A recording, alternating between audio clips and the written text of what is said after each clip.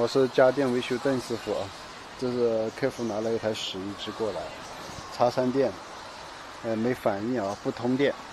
我们打开看一下。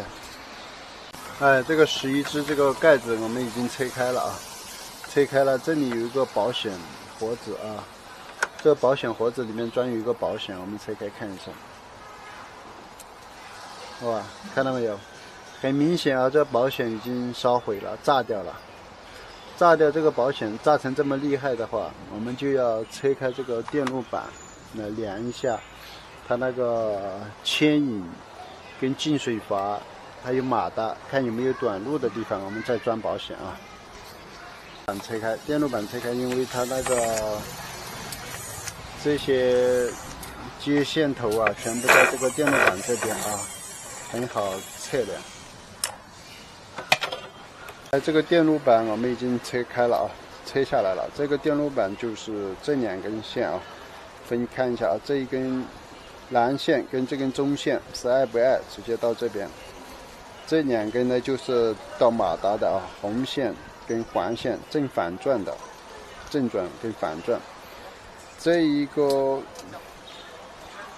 子线就到牵引的啊，这根中线就到进水阀，这个就是感应那个水位感应，这个就是门开关，这些就不会影响它烧保险啊。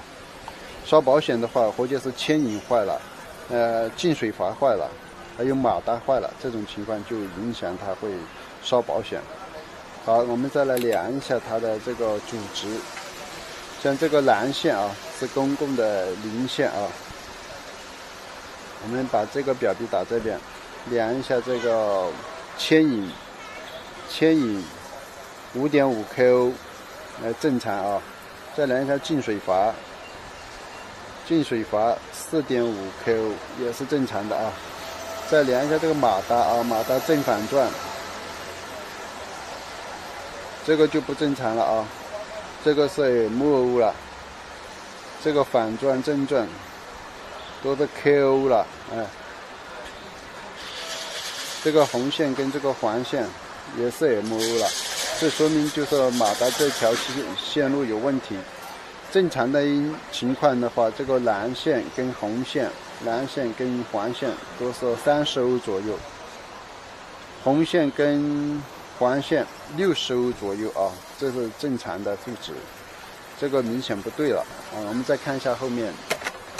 我们再进一步来量一下这个马达这3根线啊，你看，这根是蓝线，这根红线，这根黄线，这直接从上面电路过来，直接到马达的啊。我们量一下这两边这3根线的阻值，这根蓝线跟这根黄线，你看阻值不对了啊，多少 KO 了，跟这个红线也是不对了，MO 了。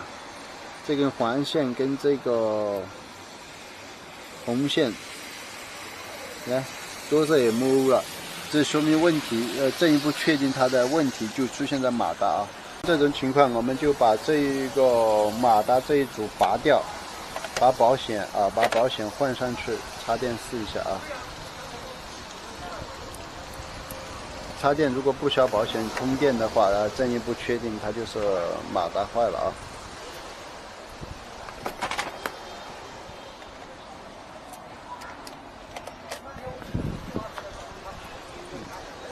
你看，正常了啊，这样就正常了，拔掉这个马达就正常了，通电又不消保险，这是进一步确定它的马达坏了。